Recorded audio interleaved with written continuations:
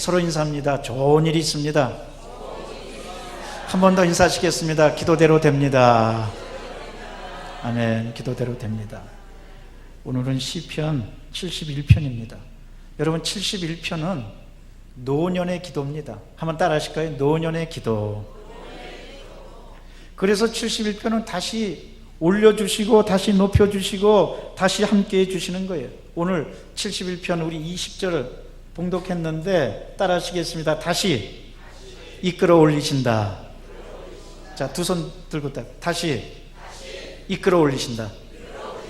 저 높이 올리시는 분은 높이 이끌림 받으시고, 요만큼밖에 안 한 분은 요만. 다시 높이 올리신다.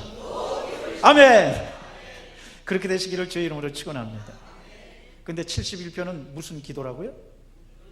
노년의 기도, 나이 들어서 드리는 기도예요.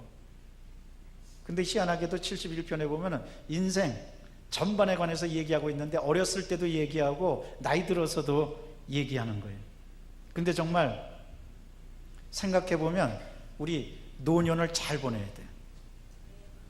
그래서 어떤 사람들은 말하기를 나이 60대는 해마다 늙고 70대는 달마다 늙고 80대는 뭘 것 같아?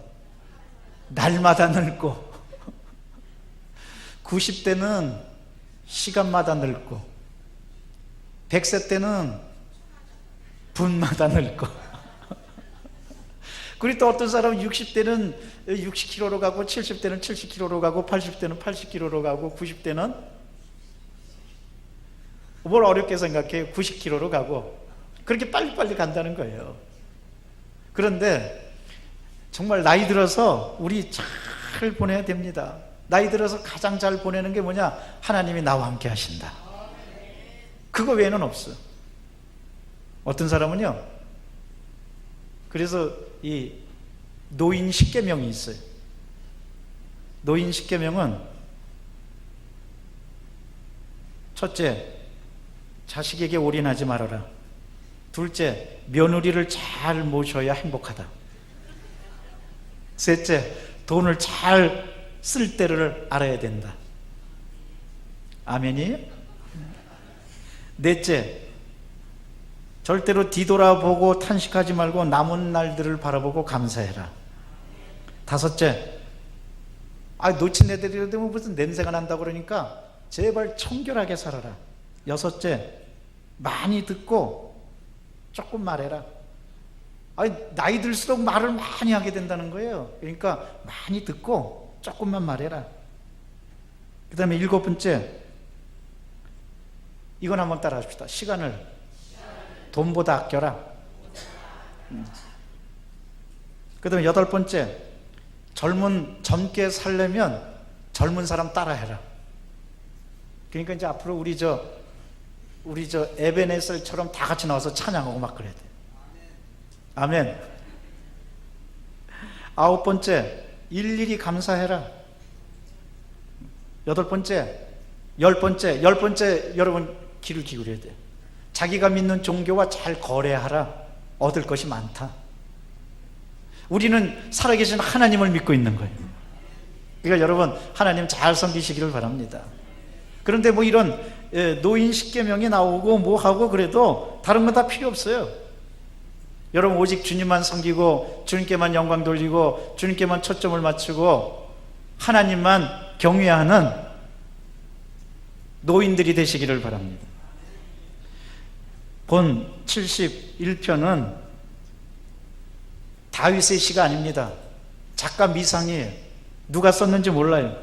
근데 전체적인 흐름으로 볼 때 노인이 돼서 탄식하는, 벌써 세월이 이렇게 지났구나, 내가 돌이켜보니까 이거밖에 없구나 하는 탄식시의, 비탄시의 종류임을 알 수가 있습니다. 시인은 여기에서 일생 동안 그가 살아온 생각을 다 하는데 결론은 뭐냐? 여태까지 지내온 인생을 회개해 보니까 찬송밖에 없더라. 그래서 결론에서 계속 찬송하는 거예요. 그래서 21편은 크게 6가지로 되어 있어요. 1절과 4절은 하나님께 대한 구원을 강구하는 겁니다.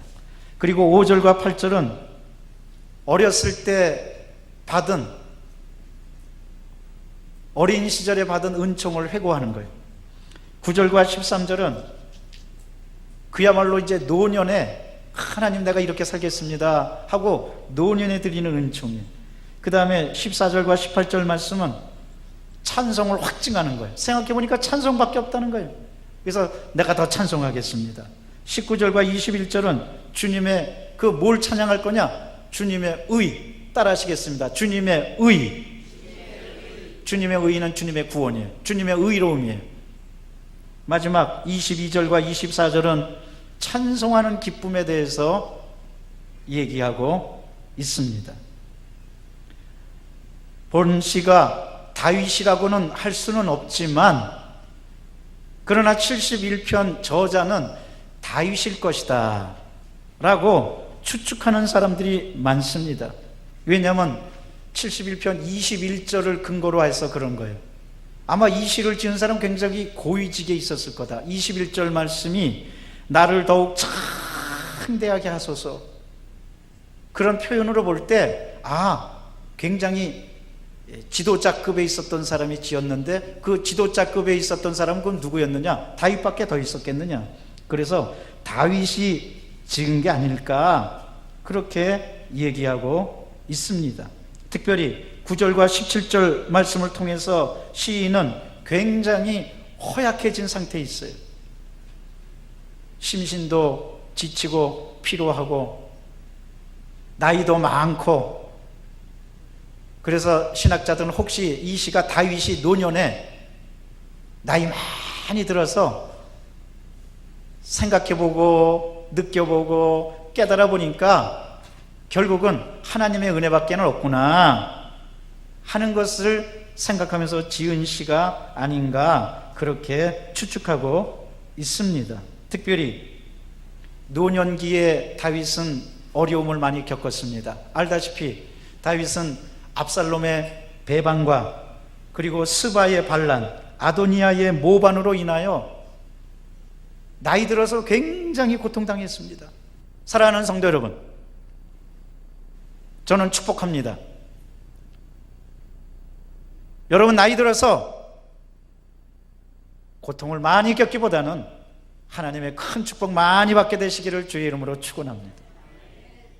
그러자면 우리는 정말 주님께 모든 걸 다 맡기며 나아가야만 할 것입니다. 그것이 진짜 노인이고 그야말로 노친내고 어른신인 거예요. 우리는 나이 들어서 하나님께 경외할 것밖에 없어요.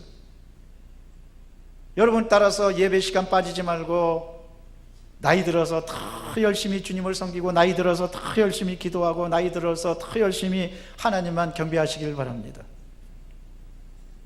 무엇보다도 여러분 교회 이런 말이 있어요. 나이 들어서 교회 열심히 다니고 매 달마다 빠지지 말아야 된다. 꼭 교회에 다녀야 될 달이 있다. 성도들, 특히 나이 드신 분들은 꼭 교회에 가야 할 달이 있다. 여러분 가만히 생각해 보세요. 한 해가 시작되는 1월, 한 해가 끝나는 12월은 꼭 가야 돼. 부활절이 있는 4월은 꼭 가야 돼. 가정의 달이니까 5월은 꼭 다녀야 돼. 나라와 민족을 생각하면 6월은 꼭 다녀야 돼. 추수감사절이 있는 11월은 꼭 가야 돼. 동계수련회, 하계수련회가 있는 2월과 7월과 8월은 교회 꼭 다녀야 돼.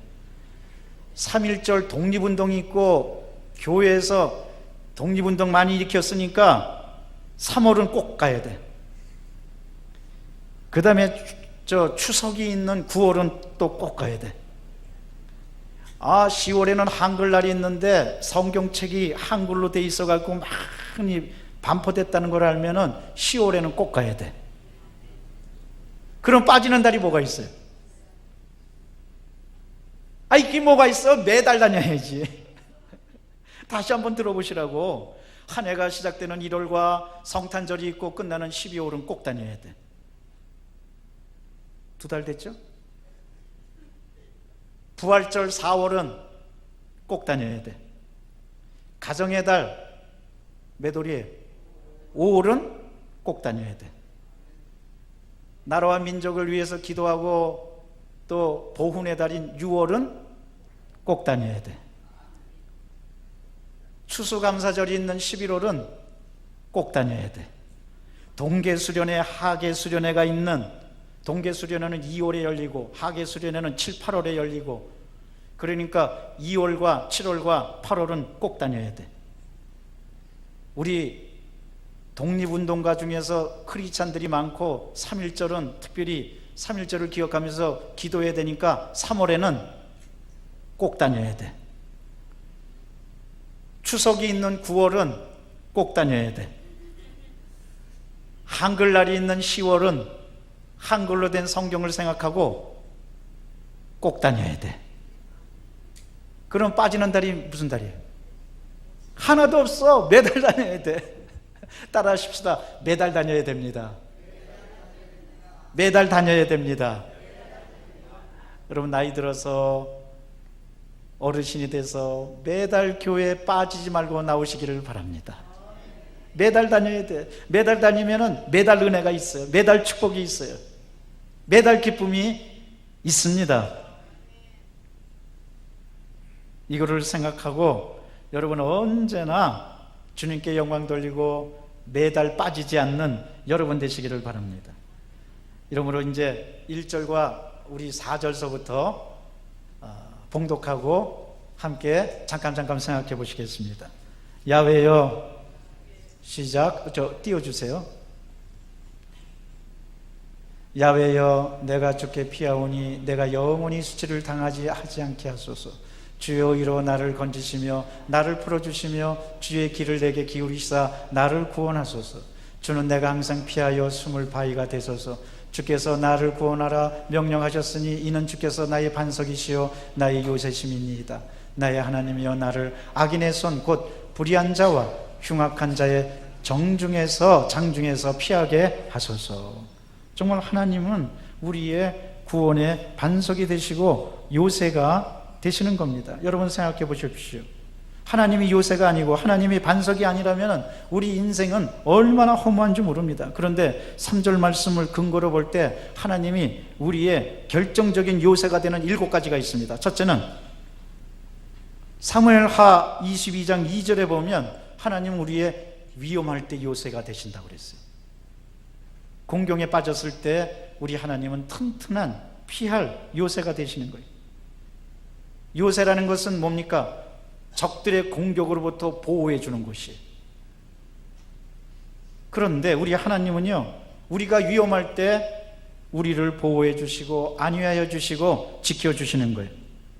시편 31편 2절과 3절에 보면 대적으로부터 요새가 되신다고 그랬어요. 사랑하는 성도 여러분, 원수를 만나면 두려워하지 마시기를 바랍니다. 하나님 대적으로부터 우리의 요새가 되십니다. 세 번째로 바로 시편 71편 3절에 보면 따라 하시겠습니다. 무시로 피하는 요새. 무시로 피하는 요새. 무시로 피한다는 것은 항상 하나님께서 안전하게 보호해 주신다는 뜻이에요. 무시로, 시시때때로, 항상, 늘 빠지지 않고. 네 번째로 시편 91편 1절과 2절에 보면 하나님은 우리의 최고의 요새가 되신, 우리가 의뢰할 최고의 요새가 되신다고 그랬어요. 이게 얼마나 감사한 일이에요. 다섯 번째로 시편 144편 1절과 2절에 보면 하나님은 성도들을 높은 곳에 세우시는 요새가 되신다고 그랬어요. 저는 믿습니다. 하나님께서 여러분들 높은 곳에 세워주실 줄로 믿습니다. 영원한 곳에 세워주실 줄로 믿습니다.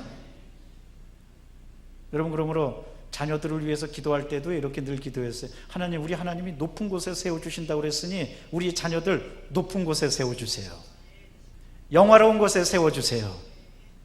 여섯 번째로 이사야 33장 16절에 보면 필요를 공급하는 요새가 되신다고 그랬어요. 따라 하실까요? 필요를 공급하는 요새. 우리가 꼭 필요할 때 하나님은 채워주시는 요새. 이러므로 여러분 삶의 궁핍함을 느낄 때 하나님 필요를 채워주세요.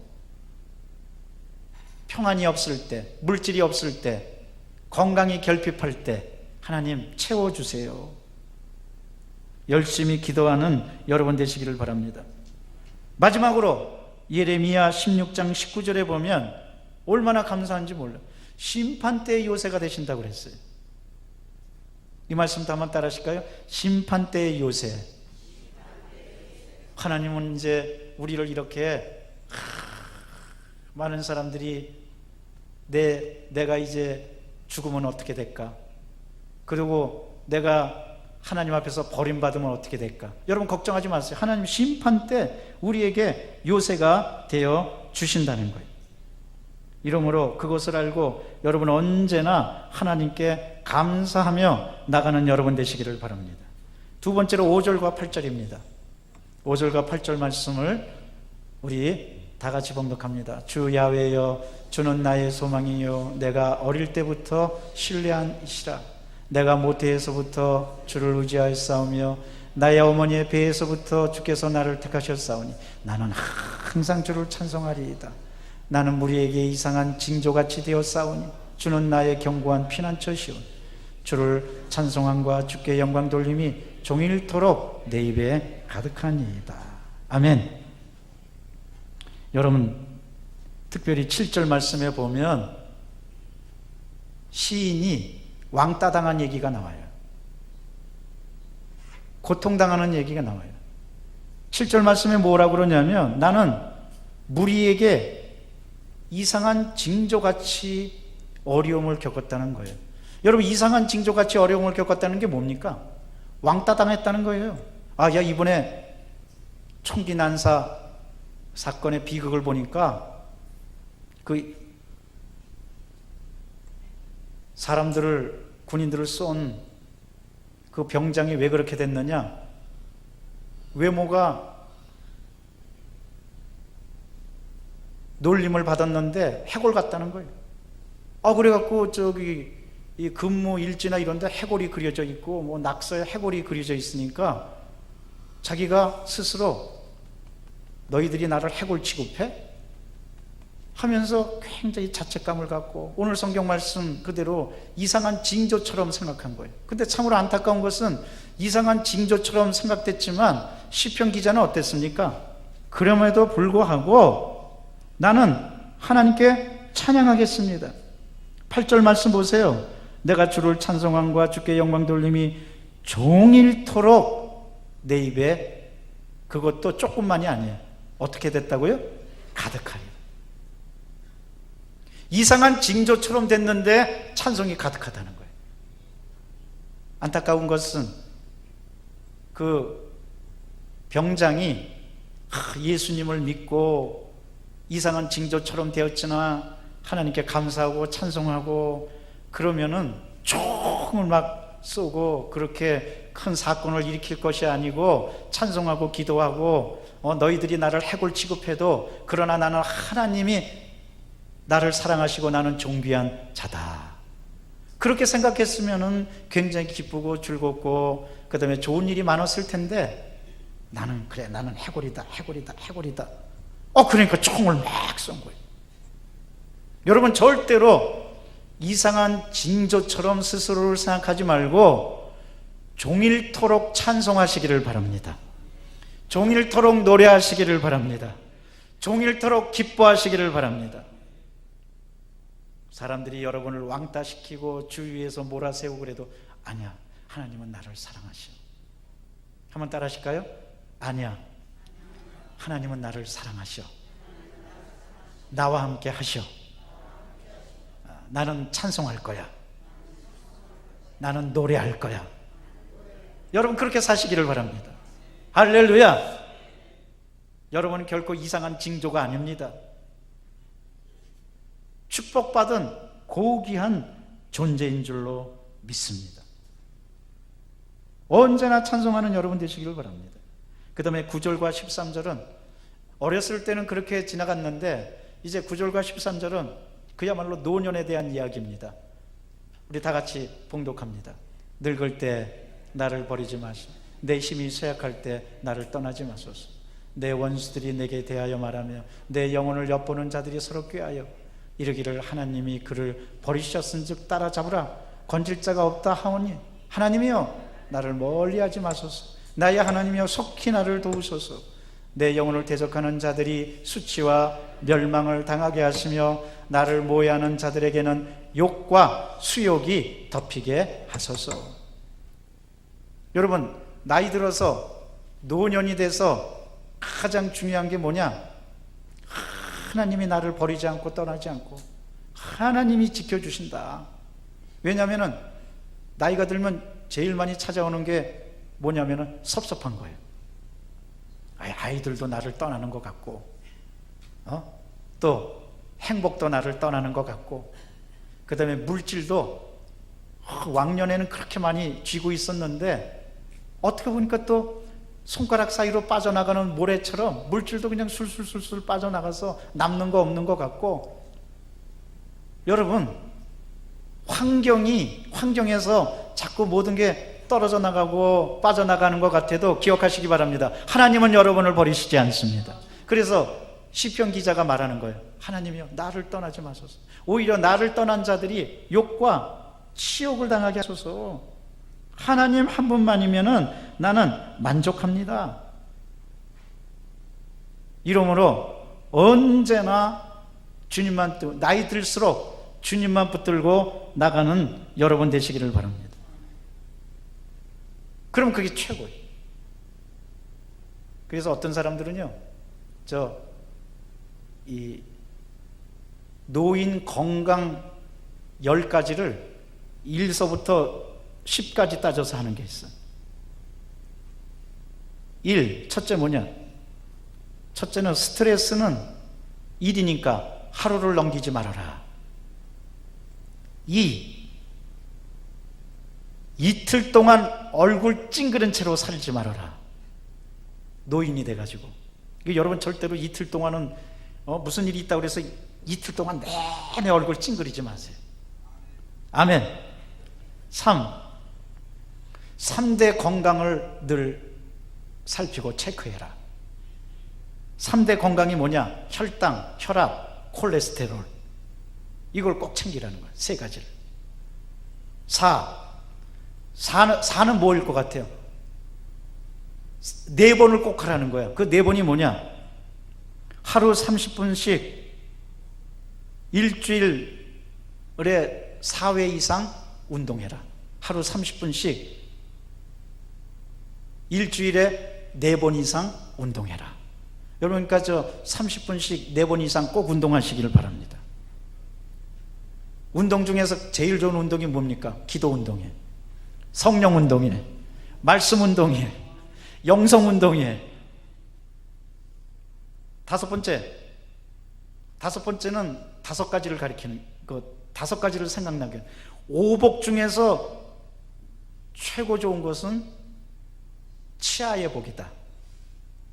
그러니까 여러분 이 치아 관리도 잘해서 축복받으시기 바랍니다. 6번째, 6대 영양소를 따져라. 6번째니까 6대 영양. 6대 영양소는 뭐냐? 단백질, 물, 탄수화물, 비타민, 무기질, 지방. 뭐 적지 않아도 돼. 그런 게 있다, 그렇게 생각하면 돼. 7번째는 7이니까 7시간 이상, 하루에 7시간 이상 잠자라. 8번째, 20대 열정으로 80세까지 사랑하라. 9번째, 9명 이상의 친구들을 꼭 둬라. 정말 내 마음을 알릴 수 있는 9명 이상의 친구를 꼭 둬라. 그런데 우리 교회는 걱정이 없어. 왜? 구역 식구들 다 있고 성도들 다 있으니까 9명만 되겠어요? 나중에 여기서 900명 될 줄로 믿습니다. 10번째도 매일 10가지를 하라는 거예요. 뭐냐? 매일 한번 따라 하십시다. 10가지 이상 나쁜 일 해라. 이제 여러분들 안 따라 하시네. 자, 따라 하세요. 매일 10가지 이상 절망하라. 야, 이제 주무심도 없고 정신 바짝 차렸어. 한 번만 더 하십시다. 매일 10가지 이상 불평해라. 그 10은 뭐냐? 매일 10가지 이상 감사해라. 할렐루야. 그게 노인 건강 10계명. 매일 10가지 이상 감사해라. 사랑하는 성도 여러분, 이제 나이가 들면 섭섭한 게 많아요. 서운한 게 많아요. 그래서 이 세상에서 제일 센 마귀가 섭섭마귀라고 그러잖아요. 섭섭마귀가 제일 세대. 왜 자꾸 떨어져 나가는 것 같으니까. 젊음도 떨어져 나가는 것 같고, 돈도 떨어져 나가는 것 같고, 아이들도 떨어져 나가는 것 같고. 그러나 여러분 믿으시기를 바랍니다. 하나님은 절대로 여러분을 버리시지 않습니다. 오히려 하나님 한 분만으로 만족하고 기뻐하고 즐거워하면 우리는 젊은이들 못지않게 아주 기쁘고 행복하고 싱싱하고 아름답고 고귀하게 살아갈 수가 있는 겁니다. 이러므로 노년기를 아름답고 기쁘게 보내는 비결은 딱 한 가지밖에 없어요. 하나님만 열심으로 섬기고 여러분 주 안에서 항상 기뻐하는 여러분 되시기를 주의 이름으로 축원합니다. 14절과 18절 말씀은 찬송의 확증입니다. 다 같이 봉독합니다. 나는 항상 소망을 품고 주를 더욱더욱 찬송하리이다. 내가 측량할 수 없는 주의 공의와 구원을 내 입으로 종일 전하리이다. 내가 주 야훼의 능하신 행적을 가지고 오겠사오니 주의 공의만 전하겠나이다. 하나님이여 나를 어려서부터 구원하셨으므로 내가 지금까지 주의 기이한 일을 전하였나이다. 하나님이여 내가 늙어 백발이 될 때도 나를 버리지 마시며 내가 주의 힘을 후대에 전하고 주의 능력을 장래 모든 사람에게 전하기까지 나를 버리지 마소서. 할렐루야. 시편 기자는 그걸 찬양하고 있는 겁니다. 어렸을 때부터 지금까지 생각해 보니까 하나님의 은혜로 살았습니다. 이제 앞으로도 나는 하나님의 은혜로 살겠습니다. 특별히 14절 말씀에 그것을 알고서는 시편 기자는 말합니다. 그냥 찬양하겠다는 게 아니에요. 더욱더욱 찬양하겠습니다. 가슴에 손 놓고 따라 하십시다. 더욱더욱 찬양하겠습니다. 더욱더욱 감사하겠습니다. 더욱더욱 기뻐하겠습니다. 할렐루야. 그것이 인생 노년의 최고의 행복이라는 겁니다. 이러므로 날마다 그렇게 살아가는 여러분 되시기를 바랍니다. 그 다음에 19절과 21절은 주님의 의, 하나님의 구원에 대해서 찬양하는 겁니다. 우리 다 같이 19절서부터 21절 말씀 봉독합니다. 하나님이여 주의 기이한 의가 또한 지극히 높으시나이다. 하나님이여 주께서 큰 일을 행하셨사오니 누가 주와 같으리이까. 우리에게 여러 가지 심한 고난을 보이신 주께서 우리를 다시 살리시며 땅 깊은 곳에서 다시 이끌어 올리시리이다. 나를 더욱 창대하게 하시고 돌이키사 나를 위로하소서. 아멘. 21절 말씀에 나를 창대하게 하소서 하는 말씀으로 비춰볼 때 시편 기자는 굉장히 고위직에 있었다고 신학자들은 추측합니다. 그러니까 다윗이 아닐까라고 생각하고 있는 겁니다. 그러나 중요한 것은 다윗이 됐든 누가 됐든 하나님은 우리를 살리시고 우리를 높여주신다는 거예요. 그런데 성경에 보면 하나님이 사람을 살리는 것 5가지가 나옵니다. 첫째로 욥기 33장 4절에 보니까 전능자의 기운이 사람을 살린다고 그랬어요. 여러분 믿으시기 바랍니다. 여러분을 살리는 것은 돈이 아닙니다. 여러분을 살리는 것은 사람의 어떤 환경에 의한 게 아닙니다. 뭐냐? 하나님의 기운이, 성령의 역사가 여러분을 살릴 줄로 믿습니다. 두 번째로 시편 71편 20절에 보니까 하나님이 사람을 살린다고 그랬어요. 왜냐? 하나님은 구원자이시기 때문에 구원의 능력으로 우리를 살리시는 거예요. 세 번째로 시편 119편 50절에 보니까 따라하시겠습니다. 하나님의 말씀이 우리를 살립니다. 하나님의 말씀이 사람을 살립니다. 믿으시기 바랍니다. 여러분을 살리는 것은 하나님의 말씀입니다. 그러니까 성경 말씀 늘 읽고, 성경은 살아 움직인다고 그랬어요. 여러분 말씀을 읽고 말씀을 깨닫고 말씀대로 살면 말씀이 우리를 살립니다. 네 번째로 요한복음 5장 21절에 보니까 그리스도께서 우리를 살리신다고 그랬어요. 예수님은 부활이며 생명입니다. 그러니까 생명의 역사로 우리를 살리시는 거예요. 마지막 다섯 번째로 고린도후서 3장 6절에 보니까 성령은 우리를 살리는 영이라고 그랬어요. 성령을 통해서 살아나는 여러분 되시기를 바랍니다. 그럼 우리는 어떠한 환경에 있든지 하나님께서 우리를 살려주시고 우리와 함께 주시는 겁니다. 이제 마지막으로 22절과 24절은 찬송하는 기쁨입니다.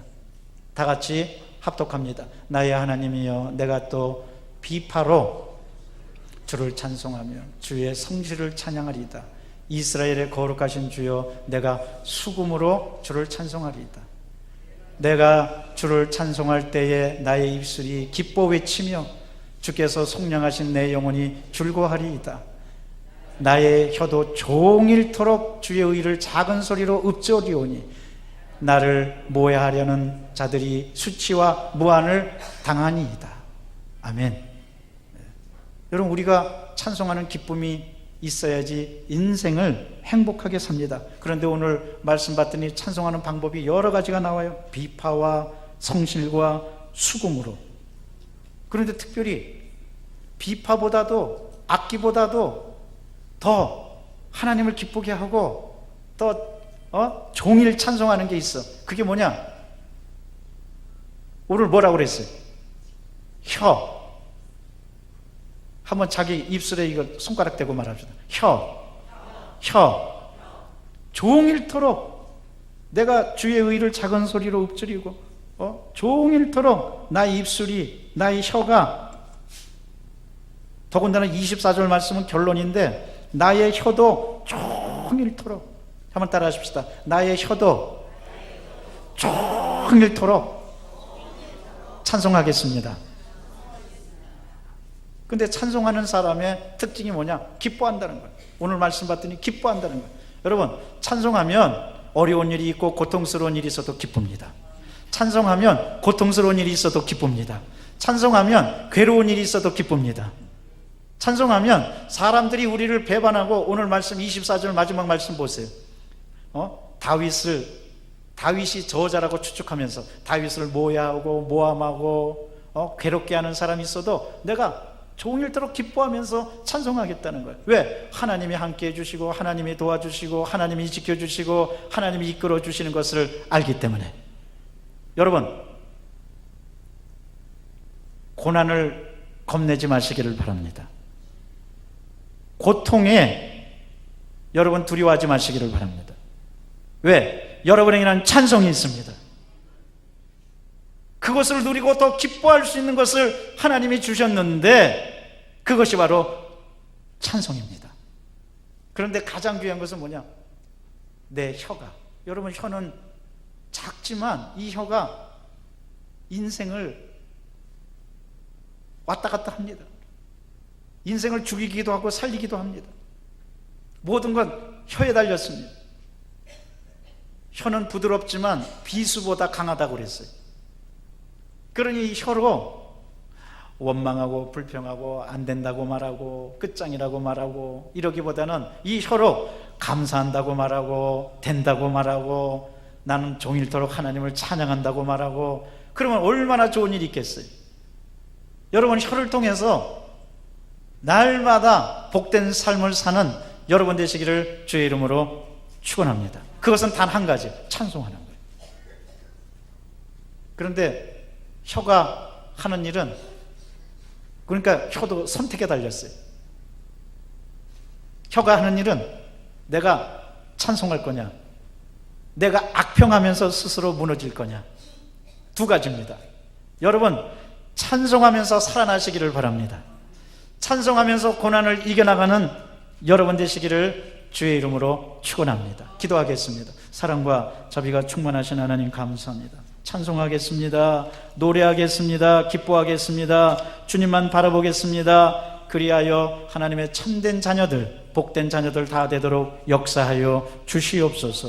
우리 구주 예수 그리스도 이름으로 기도드리옵나이다. 아멘.